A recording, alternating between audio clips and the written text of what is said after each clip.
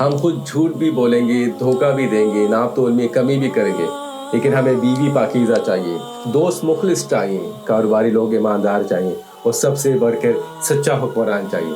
اللہ سبحانہ تعالیٰ قرآن میں فرماتے ہیں، یقیناً اللہ کسی قوم کے حالات نہیں بدلتا جب تک وہ خود اپنی حالت نہ بدلے۔